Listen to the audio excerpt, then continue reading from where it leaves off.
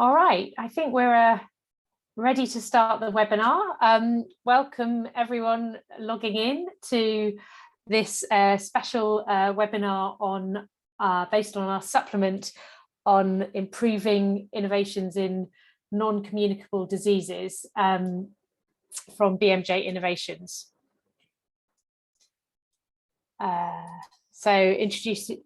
I'll just introduce myself quickly. My name's Helen Surana. I'm the Associate Editor at BMJ Innovations, and I was the Managing Editor for this supplement.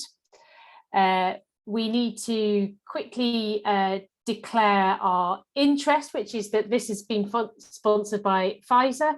The foundation gave us a unrestricted grant to allow the papers to be available by open access, but BMJ maintained full editorial control over commissioning, external peer review, editing and publication of all articles, and I, as the editor, had no contact with the funder at all during the process.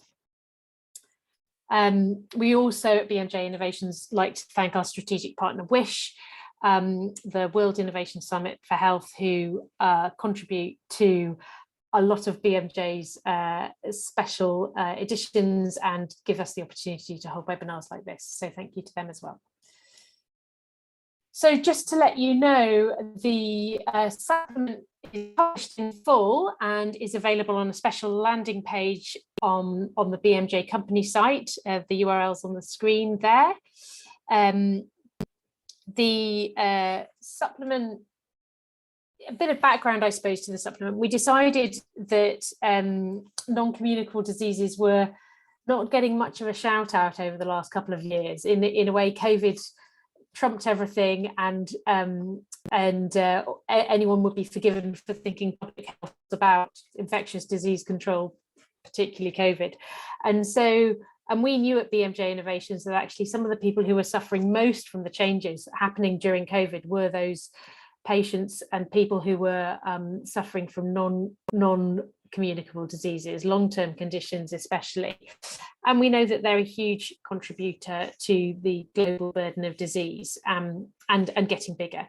So we really wanted to focus on innovations that are making a difference combating these diseases. And this special collection has a really broad focus on what we at BMJ Innovations define as version.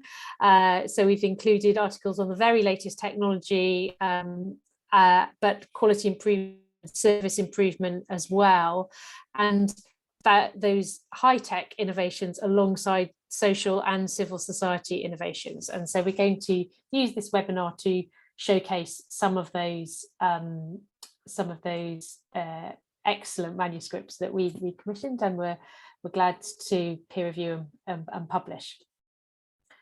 So the first presentation is actually a pre-recorded video from Bryson, who at Reach 52 submitted the paper called Payadon, which is a new digital health model for diabetes and hypertension in rural Philippines.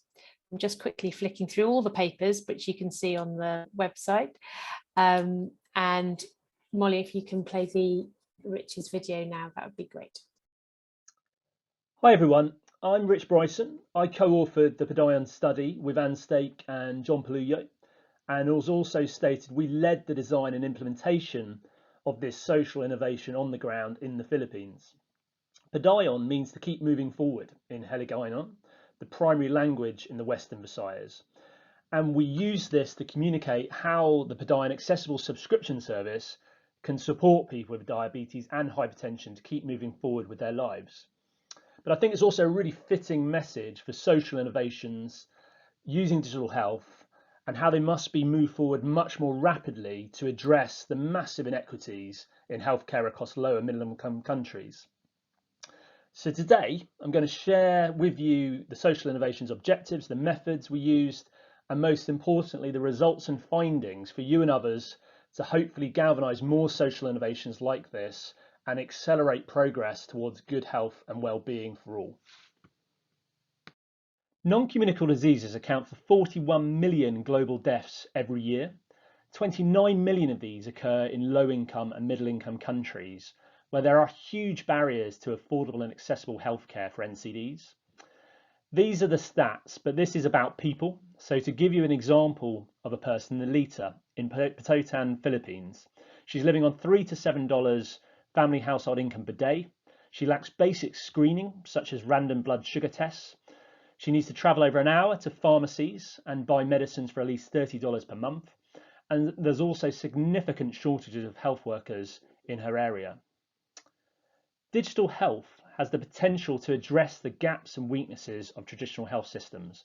But unfortunately, many digital health services, many that have gained so much attention over the past couple of years perhaps, don't work in regions with low internet connectivity and low digital literacy.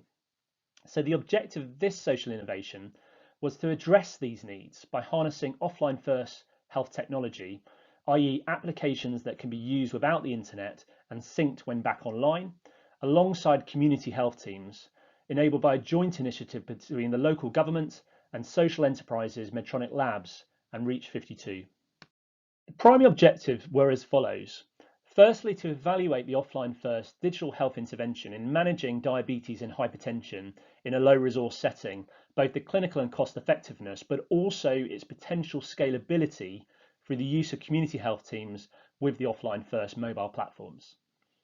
Secondly, to specifically evaluate the impact of the intervention on important patient outcomes for diabetes and hypertension, the key ones being the percentage change in systolic and diastolic blood pressure, the percentage change in random blood sugar levels, the percentage change in the knowledge of diet and nutrition, and the percentage change in the understanding of diabetes and hypertension complications, as well as the member enrolment targets and the percentage member retention rate through the service phases. So in terms of the methods, Payadon was designed as a fully integrated health solution for low-income patients, providing three things: coaching, testing, and medicines in one subscription service. Patients paid out of pocket to enrol as members in a 12-week intensive service for $20. That's approximately 1/3 of the typical cost, and continue on a monthly subscription for $8 per month. The study population comprised patients in Payadon with hypertension and diabetes, meeting the clinical criteria that meant they would benefit from the service. And the key to this sustainable, scalable model was delivering it through nurses from the public health system equipped as health coaches, supported by community health workers and members equipped as agents with mobile health apps to collect data, support continuous education, and deliver medicines into the last mile in conjunction with local pharmacy partners. So to explain how this worked in practice, for the intensive service, firstly, there was in-person and virtual coaching with the health coaches, providing coaching sessions for diabetes and hypertension at rural health units on a fortnightly basis. And those topics range from diet and nutrition through to diabetes complications. Between the sessions, members could also access learning resources and tasks on their mobiles. So for example, following new stress reduction and exercise habits. And also there was a Facebook community group on a low data version of Facebook where you could get learnings and advice from others. Secondly, in the subscription, you received screening at the sessions and also remote monitoring. So there was HbA1c test at the start to confirm diagnoses, and then there was a regular test for blood pressure and RBS in the villages. And these were provided by the health coaches, but also community health workers equipped with the diagnostic toolkits and the mobile health apps that worked offline. And thirdly, as education and testing clearly is only of limited use if you can't get the meds you need, community members were also equipped and paid on commission as agents with mobile health apps to manage the orders and delivery of affordable medicine. So they were going door to door to process the medicine orders on a bi-weekly basis based on prescriptions scanned into the mobile. And then at the end of the 12-week intensive service, the goal was to continue to support members in keeping their diabetes and hypertension under control. If you're familiar with the work of the Behaviour Insights team, making new habits simple to continue is really important to influence behaviour change. So the Payadon solution was to equip the community health workers as community agents with the offline first mobile platform to provide continued education and testing for members at their homes on a monthly basis through this maintenance service. And the agents also coordinated with local pharmacy partners to collect and distribute the medicines during their monthly visits. And finally, also through the app, they could collect the blood pressure, the random blood sugar data that could then be shared with the Payadon municipal health officer for monitoring and referrals as needed. So a real integration of community-based care with the rural public health systems. So to summarise the key results and the effectiveness of this digital health intervention, Payadon effectively enrolled 80 community members onto the intensive service, and that was against a target of 60, all paying the $20 for the 12-week service, even though they're only on $3 to $7 household income per day. And through the community health teams with the diagnostic toolkits and the mobile health apps, 100% of members received their fortnightly and then monthly testing and medicines, as well as the coaching. Following the 12-week programme, in terms of outcomes for patients, 89% of enrollees achieved control of their systolic and diastolic blood pressure, and that was a significant improvement from 60% during the enrolment. You can see the charts on the screen. And there was also a slight increase, around 8%, in the number of enrollees who were able to put their blood glucose levels under control after 3 months. After the 12-week service, in terms of the percentage change in knowledge of diet and nutrition, 80% of enrollees scored at least 90% in the post-assessment survey, with 75% of enrollees scoring at least 90% in the survey for their understanding of diabetes and hypertension complications. And then going into the monthly maintenance service phase, Payadon achieved a 64% member retention rate. And overall, 67% of enrolled members were able to consistently put their systolic and diastolic blood pressure levels under control throughout the entire 6 months. So the results of the pilot were positive, but where I'd like to end is by highlighting some of the key findings and implications. Firstly, Payadon supported the value of task shifting strategies. Using offline first digital applications, the service delivered its target outputs in terms of patients enrolled, the blood pressure and RBS tests provided, and the prescribed medicines delivered into low resource settings, and demonstrated how this type of model could overcome traditional access barriers for NCDs. Secondly, integrating coaching, screening and medicines into a simple subscription service delivered by digitised community members could improve patient outcomes in these settings more broadly. Particularly, we saw the improvements in systolic and diastolic blood pressure control for members compared with the baseline. And also in terms of financing, patients' willingness to pay or at least co-pay for digital subscription services for diabetes and hypertension, even in low-income populations, provided it's made affordable and valuable enough. Thirdly, we know we'll only bridge the digital divide if we also bridge the data divide, and Payadon models like this can enable the collection of the quality health data needed for precision public health approaches. And very much linked to this, we also need to accelerate digital literacy to ensure everyone can benefit from digital technologies. In this model, aspects such as the mobile coaching resources and Facebook communities for members didn't achieve great traction, as many members simply lacked experience in using their mobiles for this type of service. And so to finish, I wanted to share the feedback of one of the Payadon members and why new digital health models such as these really matter. There are millions like this person here with NCDs or at risk of NCDs. And we really must accelerate social innovations in healthcare access to support them better. Thank you for your time, and please do get in contact. Great. I'll just start sharing my screen again quickly. That's fantastic. Shruti, are you ready to are you ready with your slides now? We have Shruti Murthy with us here next from the George Institute for Global Health in India. We're really glad you could join us, Shruti, and talk about your team's work on the rapid scoping review. So over to you. Thank you so much, Helen. I hope you're able to see the slide here. Yes, so I'm Shruti Murthy, and I work in the Digital Health and Innovations team under Dr. Oomen John from the George Institute for Global Health.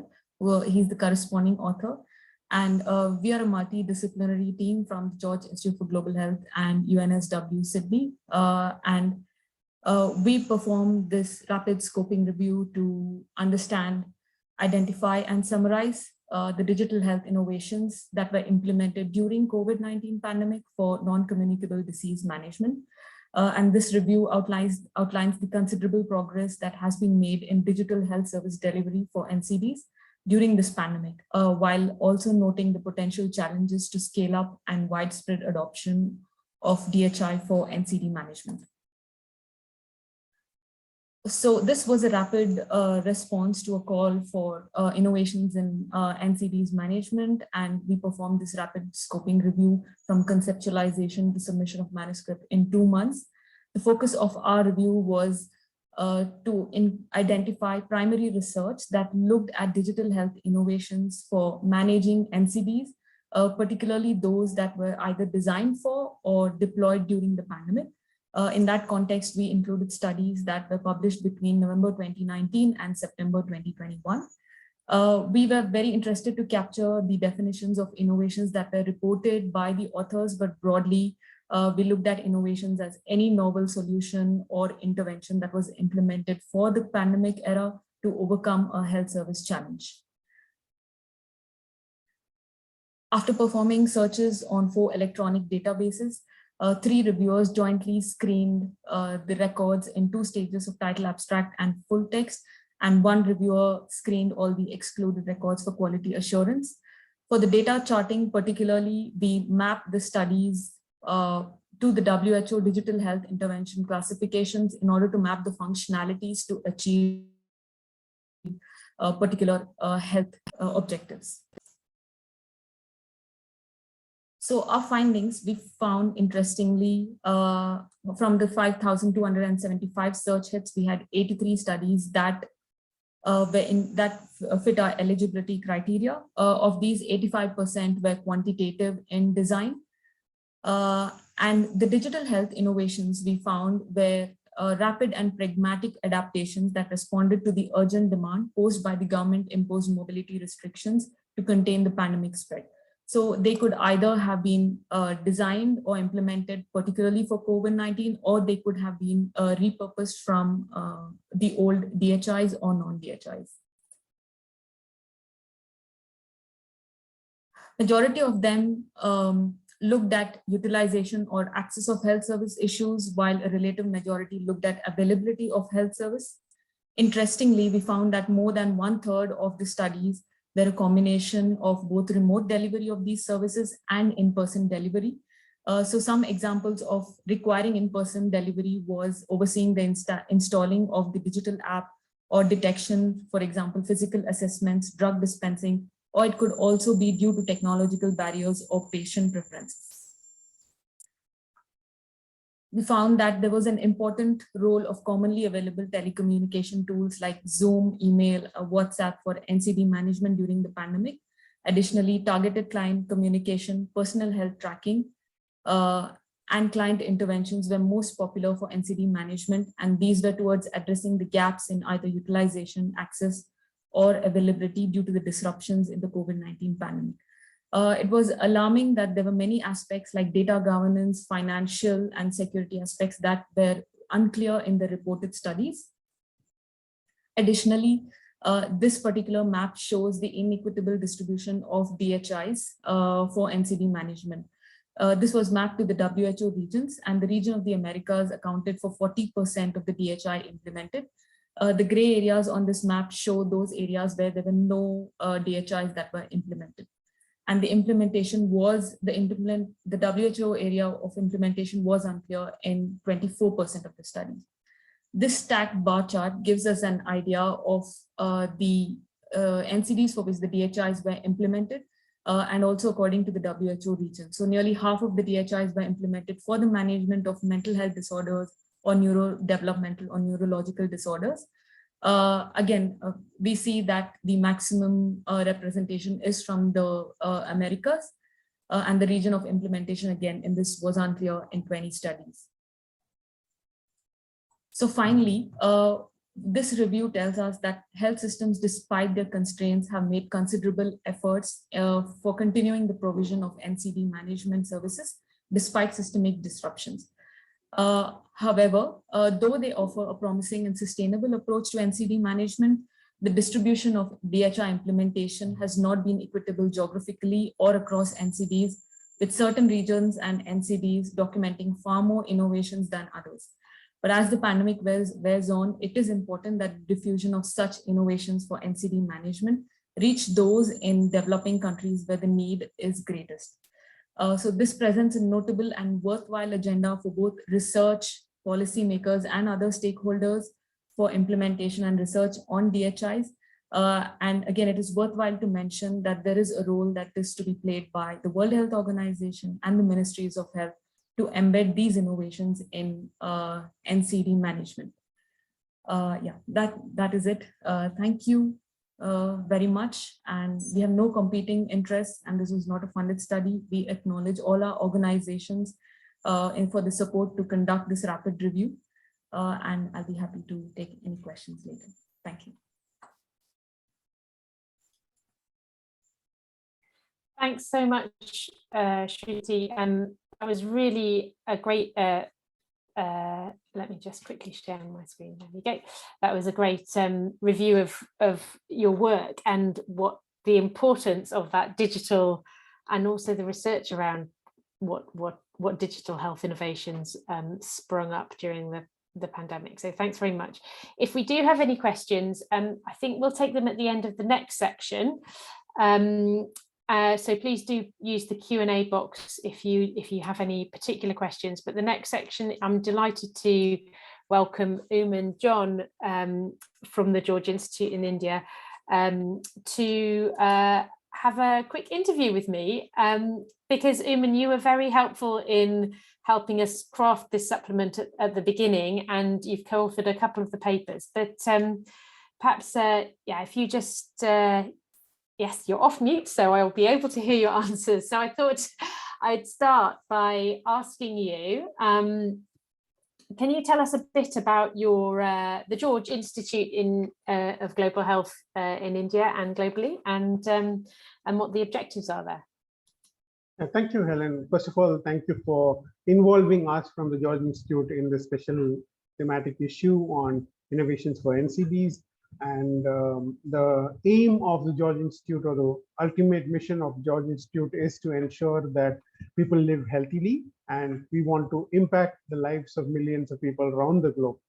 And George Institute has been focused on non-communicable diseases for the last several decades of its existence. In India, we've been around for 15 years, and to set the scene, when it was popularly believed that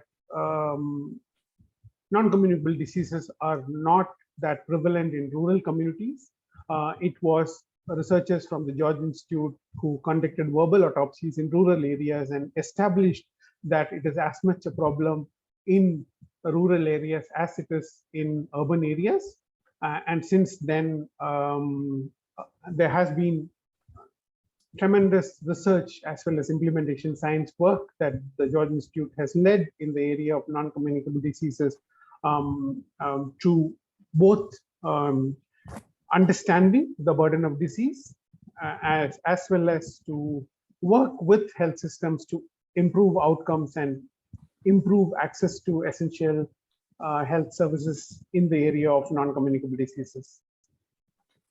Great. And your focus has been on people with non-communicable diseases in India. Can you tell us a bit about the size of the problem of these diseases in India, and what life is like, and how these diseases are usually managed? So before the COVID pandemic changed quite a lot of that. What's the burden there? So the classical reference point for all burden related to diseases comes from the Global Burden of Disease studies. So I'm going to refer to the Global Burden of Disease 2017, and as per the GBD 2017, of which there is subnational analysis as well, 4.7 million deaths were attributed to non-communicable diseases, and 49% of all-cause mortality is attributed to non-communicable diseases. And about 65% of these deaths occur in people who are in the active age group of less than 60 years. So you can see the contribution of non-communicable diseases to mortality. And if you were to look at morbidity, it's immense. So a lot of people are living with diabetes, hypertension, cardiovascular disease. And as many of us are aware, there is specific risk to South Asians, particularly in our region and in India as well. We are prone to obesity, cardiometabolic risk, and development of the whole spectrum of the cardiometabolic diseases. And we see cardiovascular events such as acute myocardial infarction, strokes at much younger age in the Indian population as compared to Caucasians and others. Right, and so these digital health innovations, they're gaining traction globally, as Shruti's paper demonstrated, but for particularly with long-term conditions.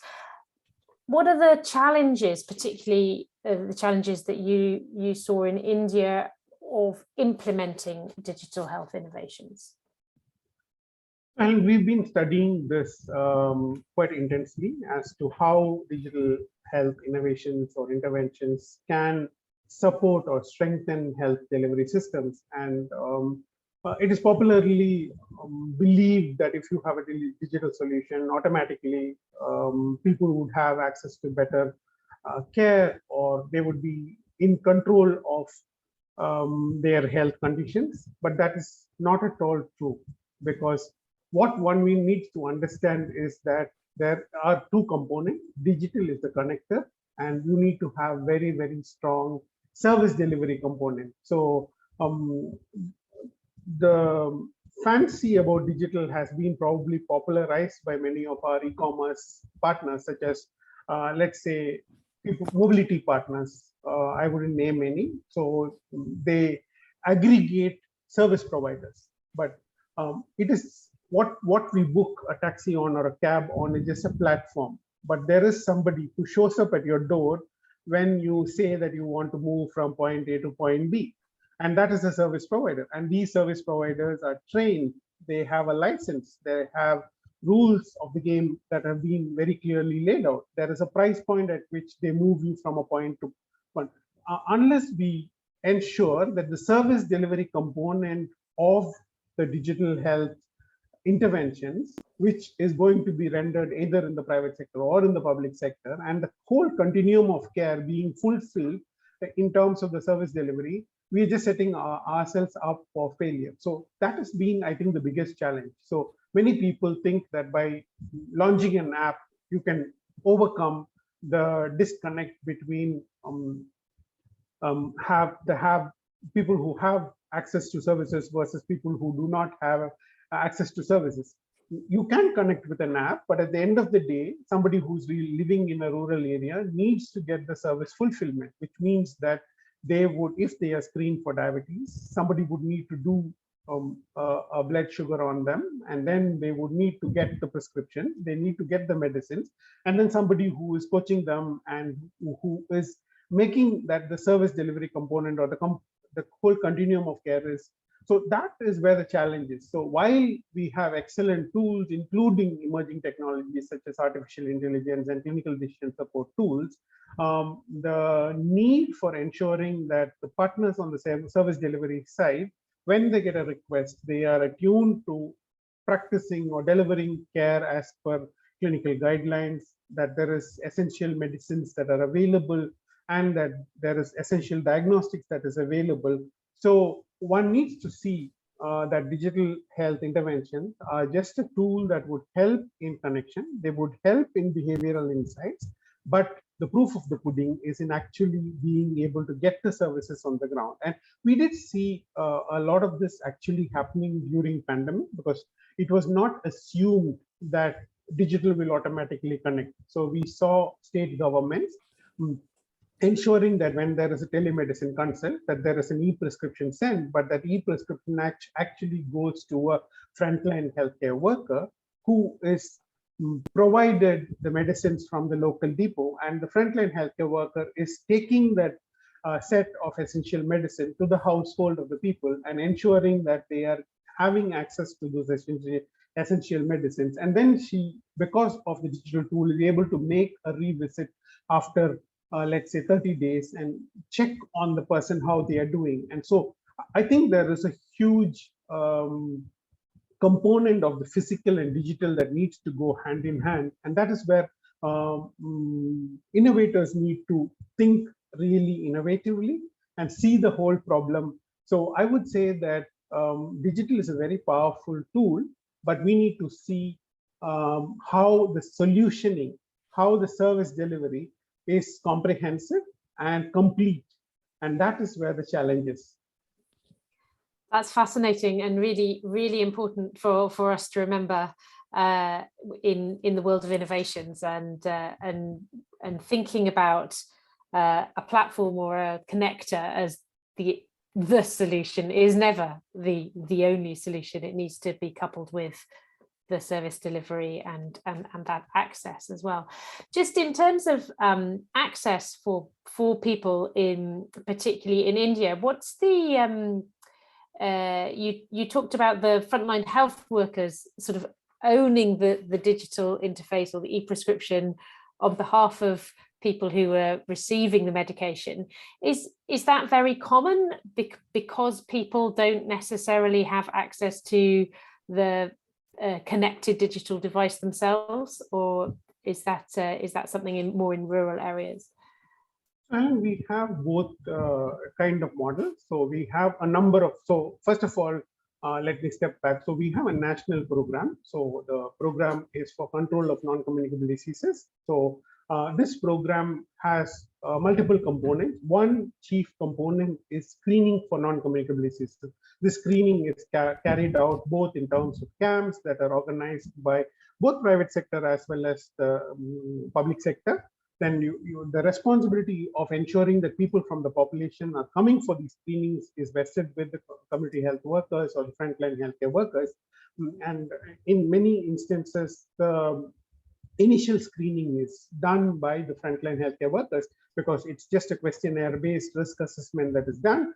And we have a national platform called an NCD platform, which allows frontline healthcare workers to screen for them, and people who are meeting the threshold are referred into a primary healthcare center. At the primary healthcare center, they receive a comprehensive summary of what the screening looks like, and then the service delivery is done from the primary healthcare center or the sub-center. And India has launched a program called Health and Wellness Centers under the Ayushman Bharat program. The Health and Wellness Center is going to be managed or manned by mid-level provider who has at the core of their service delivery a digital platform. So they would be using a digital platform, and the digital platform is designed to facilitate task shifting and also to enable evidence-based guidelines being used in or translated into action through this. So, and then we have the mobile medical units, which are kind of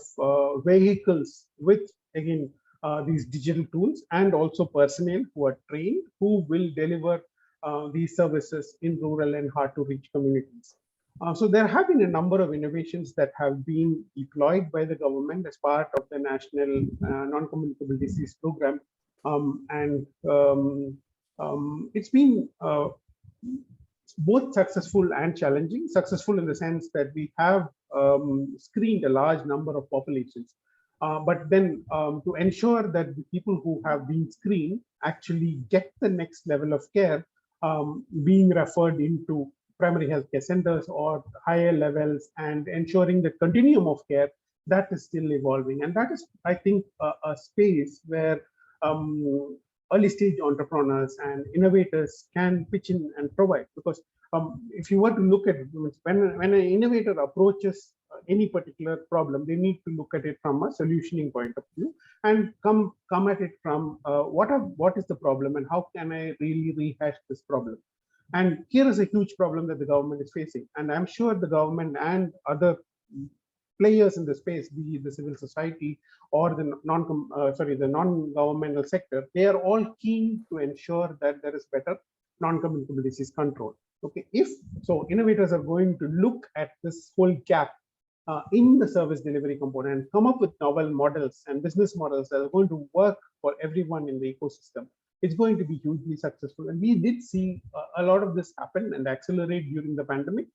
And I think the lessons that have been learned from the pandemic need to be translated into a non-emergency situation and see how things would be in I wouldn't want to say normal, but in a scenario where it is not in an emergency situation, it's not in a lockdown kind of scenario. When you roll things back, how can you actually leverage the lessons that you have learned and actually set yourself up by raising the benchmark for what you could really achieve through innovations? Thank you. Yes, I think that's that was going to be my final question. Is what are the key lessons that maybe the rest of the world can learn from what's been happening in India with digital health innovations for NCDs during the pandemic and beyond? Sure, Helen. So one of the challenges that happened during the pandemic is that to ensure that the disease transmission was under control, India did implement a very strict restrictive measure of a lockdown. And what also happened is that because transmission was largely believed to be happening in the setting of healthcare provision, a large number of health facilities were either repurposed as COVID care centers, which meant that regular clinics that would offer non-communicable disease services in an OPD mode or an inpatient mode was stopped. Okay, which meant that a large number of people who would have otherwise needed their regular refills of medicine, their regular essential diagnostics workup, were not able to get that for several weeks, if not for several months. During this time, the government also accelerated and launched something called eSanjeevani OPD, which is our national flagship telemedicine consultation program. And it saw huge growth. And fortunately, it was also linked to a callback facility, because in some states, they were very proactive in trying to link it to ensuring that the medicine supplies reaches the people. Because when you have strict restrictive measures implemented, you have to also be aware that logistics in terms of supply chain of essential medicine moving from one place to other, and when some of the medicines are dependent on active pharmaceutical agents which are imported into the country, and flights into the country are restricted, there will be challenges around that. But the beauty of what we learned during the pandemic is that when there is a need, there is a lot of frugality in the innovations that come to the forefront. And that is what we saw. So we saw both from the private sector, the entrepreneurs, as well as the government systems really innovating. And whatever solution was available was deployed, and it was iterated, and it was deployed at scale. So we saw as many as 100,000 consultations in a day in some states that were occurring concurrently. And it was unimaginable before the pandemic. So I would say that there is a lot of capacity in terms of being able to use technology, particularly digital and communication technologies, as well as innovations such as assisted telemedicine. We did see that. So in places where people did not have access to the smartphones, so the frontline healthcare worker facilitated through their devices assisted telemedicine. And so something that we would want to see happen is that consolidating all of these best practices, lessons that we have learned from the pandemic, and translating them into scalable models, scalable best case scenarios or use cases. And I think BMJ Innovations is a good platform where many of these could be brought together and showcased, as it were, for other low and middle income countries, where many of these challenges are likely to be continuing to be there despite the pandemic kind of we moving out of the pandemic. Brilliant. Oomen, thank you so much for sharing your wisdom and experience and the vast amount of knowledge that you and your team have been creating over this time. It's really great to see. Thank you. We'll now move on to the final part of the event, which, let me just share my screen quickly. Yes, Jenny Brown. Finally, one of the biggest causes of non-communicable diseases, we felt it was really important to address the issue of tobacco, and our sister journal Tobacco Control is celebrating 30 years this year, and I'm grateful to the editor-in-chief Ruth Malone for helping us to commission a couple of really interesting articles looking at innovations around tobacco control. And I'm really delighted that Jenny Brown, who's the author and a co-author of those articles, is able to join us. So welcome, Jenny. Thank you. Thank you for having me.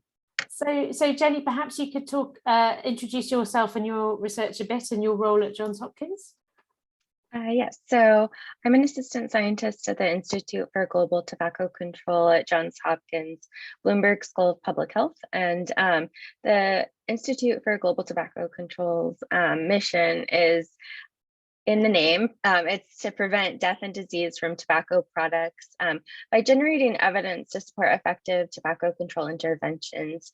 And we do this within a 3-pillar framework. So we generate knowledge and synthesize and translate that knowledge.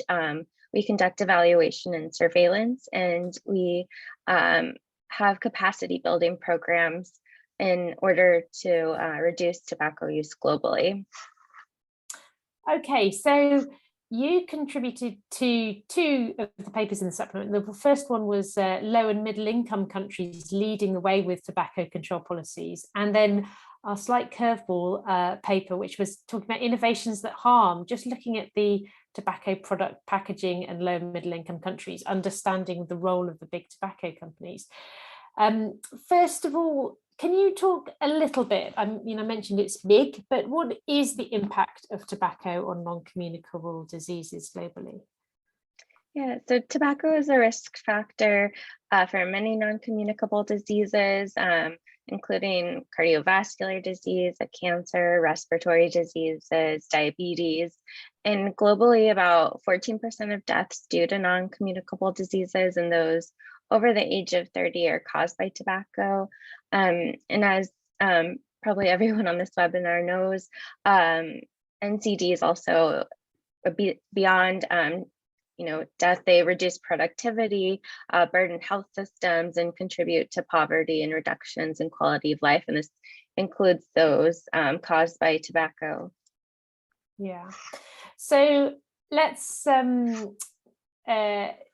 just look at that. I mean, tobacco control doesn't seem, might seem to a lot of people at sharp end of epidemiology, a policy type area.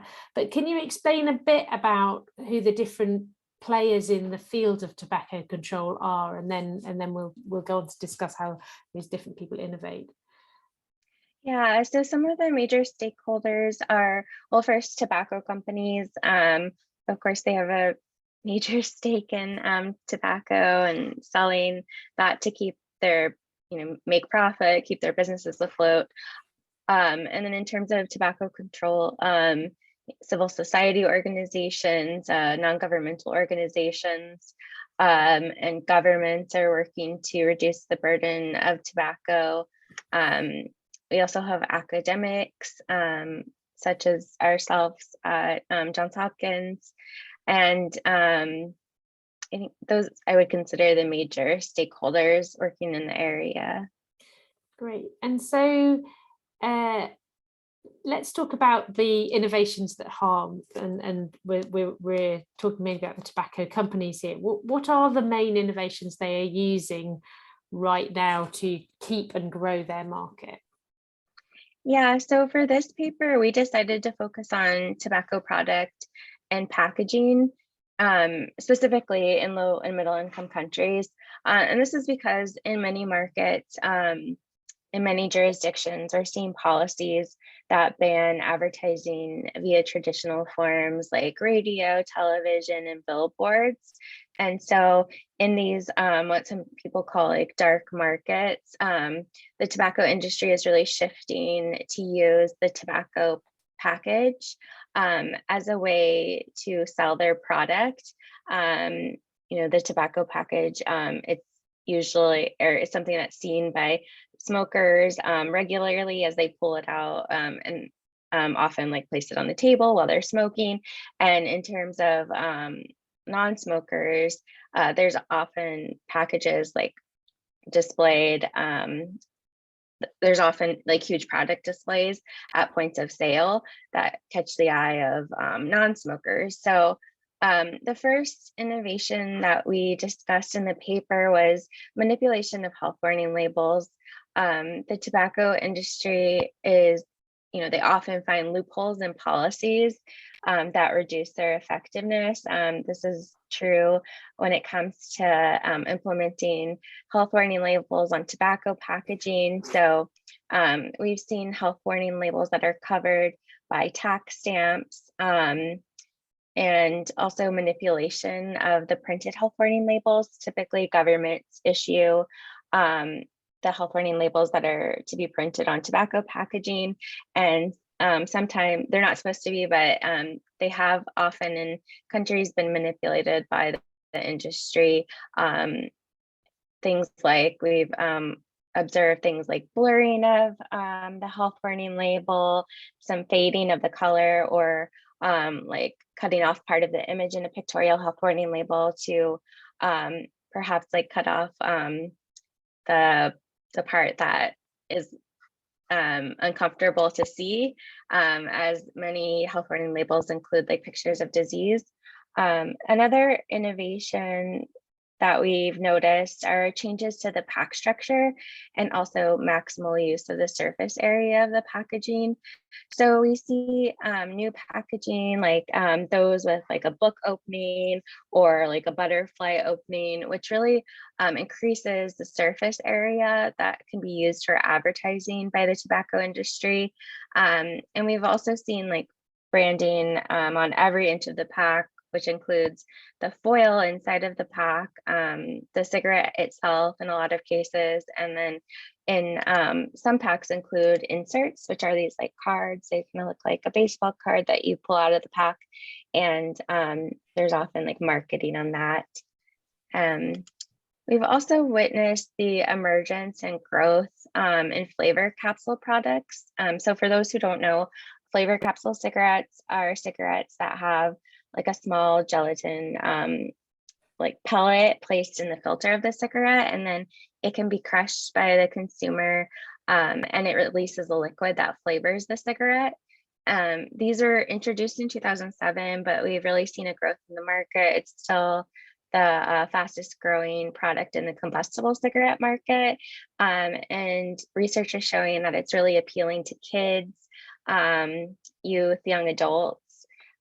And along with this, we've also seen like the emergence in flavor concept descriptors. So these are descriptors that don't necessarily convey a characterizing flavor, but they're perhaps being used to circumvent flavor bans. So some examples are things like Ibiza Sunset, Purple Fusion, Polar Pearls. And when we talk to youth and young adults, we're finding that these descriptors do convey some type of flavoring to them, whether that or like sensations like cooling sensations, for example, with Polar Pearls. And then the last innovation that harms that we talked about in the paper were pack design features that convey less harm. In a lot of jurisdictions, in their packaging and labeling laws, they actually ban descriptors that, or the traditional descriptors that convey less harm. So these are descriptors like mild and light. And we're seeing colors used in place of these descriptors. So oftentimes it's a blue or green shades that consumers think convey less harm. And some descriptors that aren't necessarily banned, but that we're finding also convey less harm to consumers are words like natural and organic. So these are just some of the ways that the tobacco industry is really circumventing policies and creating misperceptions among consumers in order to really increase the market share for their products. That's really interesting. It's almost like a game of cat and mouse, in that when bringing in some policies that reduce harm, the innovations are always to circumvent or nullify those issues. So let's try and be a bit more positive now, and learn. Your other paper looked at the innovations, particularly in low and middle income countries, that are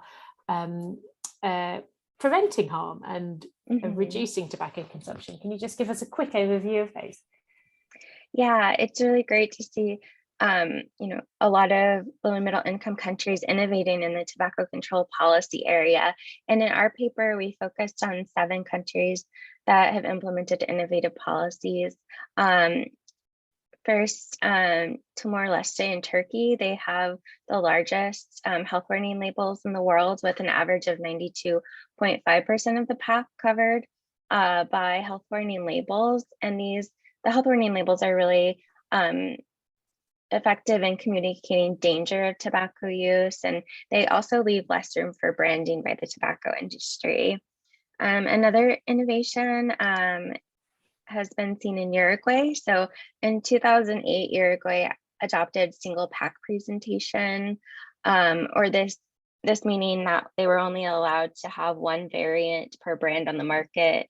The tobacco industry uses different variants, like I mentioned previously, like mild and light, to convey less harm, which is not true. And so this, along with the plain packaging that Uruguay adopted in 2019, has been really effective in reducing misperceptions of harm. In 2012, Brazil became the first country to adopt a comprehensive ban on additives. So this was meant to reduce the palatability and the appeal of products, and thereby reduce initiation. Unfortunately, this is currently held up in litigation, but it's still looked to for an exemplar policy. And we hope that that'll be in place soon in Brazil. In 2011, in India, tobacco was banned in food. This was meant to address smokeless tobacco, which is the most popular product in the country. So this meant that nicotine and tobacco containing guaiacol were banned.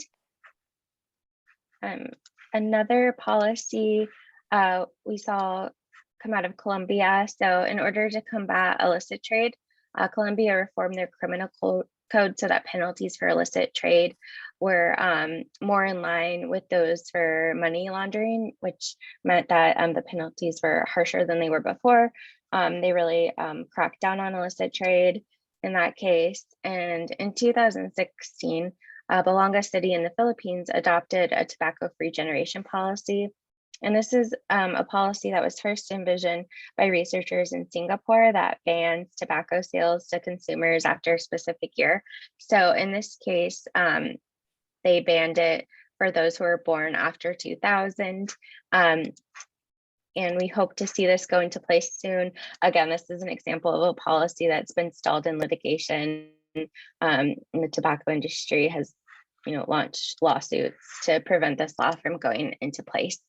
And finally, in 2008, Mauritius became a leader in banning tobacco industry corporate social responsibility activities and strongly enforcing them. So a number of countries now have bans on corporate social responsibility, because these are actions that the tobacco industry can then highlight and create goodwill among the public. So banning them is an important step in tobacco control. Brilliant, that's fascinating, and especially the generational issue. The generational control seems like it's something that's catching on globally as well. Jenny, I'm going to have to leave it there because we're nearly out of time. So thank you so much for your contribution. Thank you. And on behalf of BMJ Innovations and everyone, I'd like to thank all of our speakers and everyone who submitted papers for this special supplement, and for your contribution to the ongoing work in non-communicable diseases research. So thank you all very much. And thank you very much to the audience who've joined us today. Please do take the opportunity to visit the website and have a look at the papers we have published. We've been recording this webinar, and hopefully the recording will be available soon on the landing site for the supplement. So do look out for that and be prepared to share it with your colleagues. So once again, thank you very much, everyone, for joining us, and goodbye.